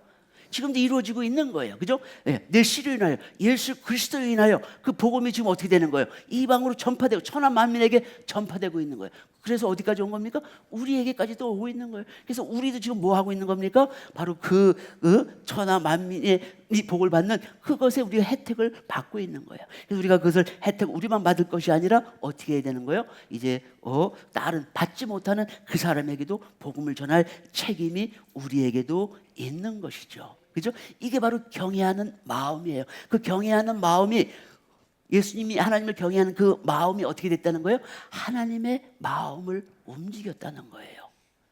그죠? 예, 이것과 똑같은 거예요. 그죠? 예, 우리도 하나님을 경외하는 마음이 있게 되면요, 하나님을 경외하는 걸 다른 식으로 표현하면 뭐예요? 이게 나의 생명을 다해서 하나님을 사랑하는 그 마음을 얘기하는 거예요. 그래서 그런 경외하는 마음이 우리에게도 있다면은 우리의 모든 기도가 하나님의 상달이 돼서 예수님의 기도처럼 모든 것이 다 이루어지는 그런 귀한 기도가 될 줄로 믿습니다. 자, 이제 결론을 내리겠습니다. 말씀을 이제 정리해 보면은 우리가 마태복음 6장 19절에서 21절을 보면은 거기에 이제 그런 말씀이 나옵니다. 너희들이 보물을 어디에다 저장할 거냐 이거죠. 너희 보물을 하늘에 천국에 둘 것이냐 아니면은 이 땅에 둘 것이냐. 그러니까 예? 이거 당연히 천국에 둬야 되죠. 그걸 답을 미리 말씀하시면은 이제 이 땅에다가 보물을 두면 어떻게 된다는 거예요? 땅에다가 녹이 슬고 좀이 먹고 이렇게 되니까 그 보물이 결국 어떻게 된다는 거예요? 전부 다 사라지고 만다는 거예요. 그래서 보물을 어디에 둬야 된다는 겁니까? 예, 금방 하신 말씀처럼 천국에 둬야 그 보물이 영원히 지속이 된다는 거예요. 그 말씀처럼 우리가 어떻게 해야 된다는 거예요? 하나님은 우리에게 자유의지를 주신 거예요. 아담에게도 자유의지를 줬습니다. 그죠? 그래서 그 자기 자기 중심적인 그 본성을 어떻게 할 것인가, 이거는 우리 각자에게 달린 거예요. 그래서 그 자유 의지를 이 교만과 욕심, 다시 말씀드리면은 자기 중심의 그 본성을 누르는 데 쓸 것인지, 아니면은 그 욕심을 위해서 쓸 것인지, 아니면 어떻게 하는 거예요? 하나님 사랑, 목숨을 다하여 하나님을 사랑하는 그것에 쓸 것인지는 어떻게 되는 거예요? 우리가 선택을 해야 하는 겁니다. 그거는 구약 시대에도 선택의 문제였고 지금도 그 선택의 문제였죠. 그죠? 예. 그래서 하나님은 이렇게 자유의지를 주셨지만은 하나님이 원하시는 것은 뭐예요? 바로 아담의 후예들이 자기 중심적인 본능을 이기고 어떻게 하기를 원하는 거예요? 생명을 다해서 유일하신 참 하나님만을 사랑하기를 하나님은 원하시는 거죠. 그래서 히브리서 11장 6절에 뭐라고 말씀하고 있습니까? 믿음이 없이는 하나님을 기쁘시게 못하나니 하나님께 나아가는 자는 어떻게 해야 된다는 거예요? 반드시 그가 계신 것과, 그러니까 하나님이 계신 것이 믿기지, 하나님의 존재가 믿기지 않으면 다 필요 없는 거예요. 신앙생활 할 필요가 없는 거예요. 믿지도 않으면서 한다는 건 뭐예요? 위선이에요. 거짓 신앙인 거예요. 그죠? 하나님이 계신다는 걸 믿어야 되는 거예요. 근데 계시는 것뿐만이 아니라 또한 뭐를 믿어야 되는 거예요? 그가 자기를 찾는 자들에게 상을 주시는 분이라는 것을 믿어야 된다는 거예요. 하나님을 찾게 되면은 하나님은 그 사람을 이쁘게 보셔가지고 어떻게 한다는 거예요? 상을 주신다는 거예요. 그래서 마음을 다하고 정성을 다해서 하나님을 사랑하는 그 사람들에게는 뭐가 있다는 겁니까? 하나님의 상이 기다리고 있다는 거예요. 그 가장 큰 상은 뭡니까? 바로 하나님께서 우리를 위해서 예배해 놓으신 바로 영원한 생명이죠. 그죠? 영원한 생명이 우리에게 가장 필요한 거죠. 에덴 동산에 있었던 그 생명과 아담의 눈에는 들어오지 또 않았던 그 생명과 그 생명과의 가치를 우리가 알아야 되는 거죠. 그래서 그래야 그 생명과를 우리가 먹을 수가 있는 거 아니겠습니까? 그래서 결국은 그 레위기에 담긴, 우리가 제사법, 표면적인 제사법들이 많이 있지만은 그 제사법 속에 담긴 뭐를 알아야 되는 겁니까? 하나님의 마음을 올바로 알아야만 우리가 뭘 할 수가 있는 거예요? 내 속에 있는 이 자기 중심적인 본능, 다시 말씀드리면 욕심, 이 또 교만함, 이것을 이길 수가 있고, 또 그래야 뭘 할 수가 있는 거예요? 생명을 다해서 하나님만을 사랑할 수가 있게 되는 것이죠. 자, 그래서 우리가 바로 이 말씀, 신명기 6장 4절 5절 이 말씀을 여기 계신 분들이 한번 큰 목소리로 읽으시면서 오늘 말씀 증거를 마치도록 하겠습니다. 우리 다 같이 신명기 6장 4절 5절 읽겠습니다. 시작. 이스라엘아 들으라. 우리 하나님 여호와는 오직 하나인 여호와시니 너는 마음을 다하고 성품을 다하고 힘을 다하여 내 하나님 여호와를 사랑하라. 예, 감사합니다. 이제 앞으로 저와 여러분들은 그죠? 이 자기 중심적인 본능에 휘둘리지 아니하고 오직 그죠? 마음을 다하고 성품을 다하고 힘을 다하여 하나님만을 사랑하는 그런 믿음의 용자, 그런 그 믿음의 강자가 되실 줄로 확신을 합니다. 예, 우리 다 같이 기도하시겠습니다. 참 좋으시고 고마우신 사랑의 아버지 하나님, 저희들 오늘 이 강을 통해서 정말 죄가 무엇인지, 또 죄를 어떻게 극복해야 할 것인지 창세기 3장 말씀과 또 레위기 말씀을 통해서 저희들 말씀을 상고를 해 보았습니다. 결국 이 죄라는 것은 생명을 다하여 하나님을 사랑하지 못하고 자기 중심적인 본성에 사로잡힐 때 생긴다는 것, 저희들 오늘 배웠습니다.